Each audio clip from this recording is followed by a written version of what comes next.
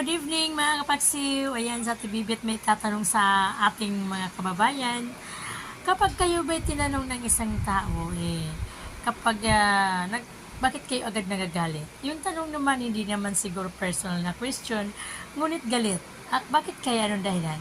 O natamaan? Or guilty? Or what? Ano ba? Hindi ba maganda yung tanong? Hindi ko maintindihan, pero para sa akin hindi naman masama yung magtanong, di ba?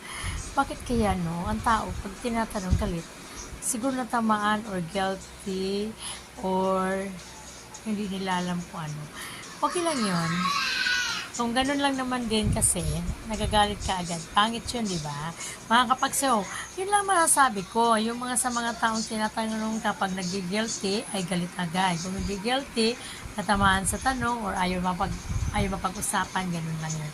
Pero okay lang yun, wala problema sa akin yun. Natural lang siguro akong magtanong, ngunit kung ayaw mo naman matanong, okay lang din yun. Kaya, good evening. Good evening sa lahat. Ay, nako.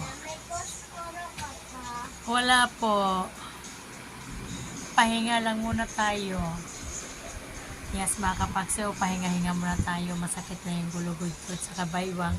Mabuti pang sumayaw, medyo nawawala. Pero pag nakapondo yung katawan ko, o kaya nakahiga or nakaupo, grabe mga kapagsaw, hindi ka na makatayo, hindi ka na galaw. Grabe, aywan ko kung ano to. Sana malalaman ko na kung ano talaga to mga kapaksiw.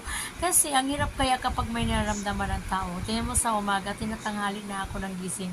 Minsan tinatanghali na rin ako mamalengke. Minsan, tinatanghali ako magluto. Kasi parang may nararamdaman kasi ako. Kaya ganyan naman kaso. Ganun pa man mga kapagsaw, wala naman problema mga kapagsaw, dandahan lang ang galaw. Parang hindi na mapersa ang katawan. Kaya thank you very much mga kapagsaw. Thank you sa mga nag-comment sa akin at magbigay ng share at mag-likes at kung ano man sa aking mga video. Thank you and good evening sa inyo. Paki-like na lang, paki-subscribe and share sa aking video. Thank you. Bye-bye and good evening.